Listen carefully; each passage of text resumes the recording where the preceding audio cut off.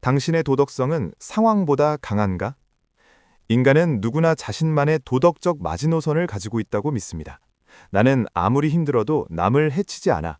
나는 불이한 명령에는 당당히 맞설 거야. 하지만 뇌과학과 심리학의 역사는 우리에게 아주 차가운 진실을 말해줍니다. 우리가 나라고 믿는 정체성의 상당 부분은 사실 우리가 처한 상황이 만들어낸 정교한 착각일 뿐이라는 사실이죠. 오늘 사이언티픽 코스모스에서는 인류가 스스로의 민낯을 마주해야 했던 가장 기묘하고도 잔인했던 3가지 심리 실험을 파헤쳐 보려 합니다. 이 영상이 끝날 때쯤 당신은 거울 속의 자신을 이전과는 전혀 다른 시선으로 바라보게 될 겁니다.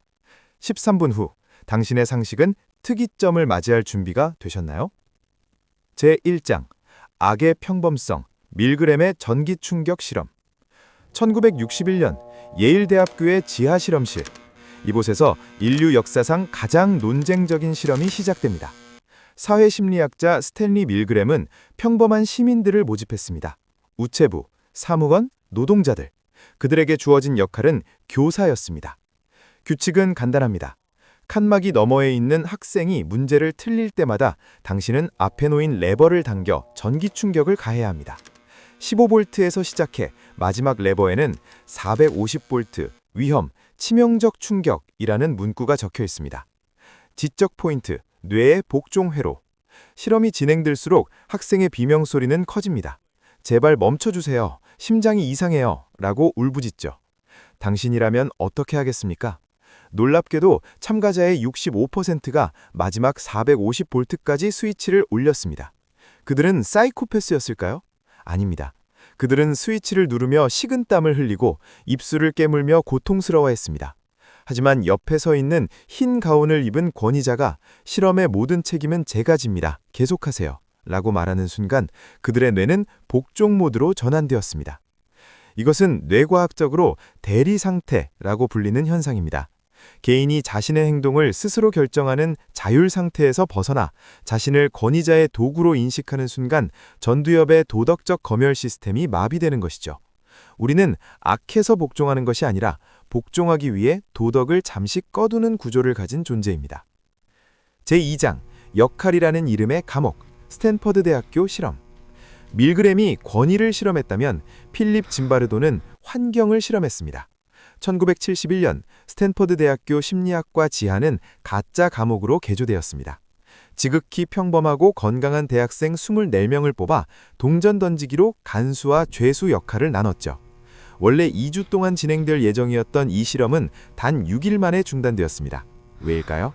지극히 선량했던 학생들이 간수복을 입는 순간 그들은 채찍을 휘두르고 죄수들에게 성적인 모욕을 주는 가학적인 괴물로 변했기 때문입니다.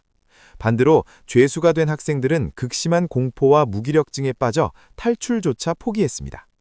인간의 본성이 맑은 물이라면 환경은 그 물에 떨어지는 강력한 염료와 같습니다. 짐바르도는 이를 루시퍼 이펙트라고 불렀습니다. 천사였던 루시퍼가 환경에 의해 타락했듯 우리 시스템은 특정한 가면, 즉 역할을 쓰는 순간 그 가면의 성격을 실제 인격으로 받아들입니다. 지금 당신이 쓰고 있는 가면은 무엇인가요? 직장인, 학생, 혹은 누군가의 자녀. 당신이 그 역할에 충실한 것이 정말 당신의 의지일까요? 아니면 사회라는 거대한 실험실이 당신에게 강요한 대본일까요? 제3장, 다수의 침묵, 방관자 효과 실험. 마지막 실험은 우리 일상과 가장 밀접합니다. 1964년 키티 제노비스라는 여자가 뉴욕 주택가에서 살해당할 때 38명의 이웃이 그 광경을 목격했거나 비명을 들었지만 아무도 경찰에 신고하지 않았습니다. 대중은 분노했죠. 뉴욕 사람들은 냉혈한이다. 하지만 심리학자 라타네와 달리는 다른 가설을 세웠습니다. 그들은 실험을 통해 증명했죠. 사람이 많을수록 구조 확률은 오히려 떨어진다는 다수의 책임 분산의 원리입니다. 우리 뇌는 위급 상황을 마주하면 본능적으로 주위를 살핍니다. 남들도 가만히 있는데 내가 나설 필요가 있나? 라는 신호가 편도체를 통해 전달되죠. 이것을 다수의 무지, 즉 플루럴리스틱 이그노런스라고 합니다. 모두가 서로를 보며 별일 아니겠지라고 판단하는 사이 진실은 침묵 속에 묻힙니다. 결론, 혼돈 속에서 질서를 찾는 법. 오늘 살펴본 3가지 잔혹한 실험은 우리에게 절망을 주려는 것이 아닙니다. 오히려 우리 뇌가 얼마나 외부 환경과 타인의 시선에 민감하게 디자인되어 있는지를 보여주는 사용 설명서라는 점입니다. 우리가 우리의 취약점을 모를 때 우리는 환경의 노예가 됩니다. 하지만 우리가 권위에 약하고 역할에 휘둘리며 다수 속에 숨으려 한다는 사실을 과학적으로 인지하는 순간 우리는 그 시스템에서 벗어날 힘을 얻습니다. 오늘의 사이언티픽 코스모스가 드리는 마지막 질문입니다. 당신을 악하게 만드는 환경이 있다면 당신을 위대하게 만드는 환경을 스스로 설계해 볼 수는 없을까요? 내일 아침 당신이 쓸 가면은 당신 직접 고르십시오. 그것이 이 거대한 혼돈의 우주에서 당신만의 질서를 만드는 첫걸음입니다.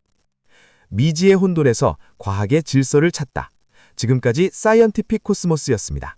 당신의 성장이 우주의 팽창보다 빨라지기를 응원합니다.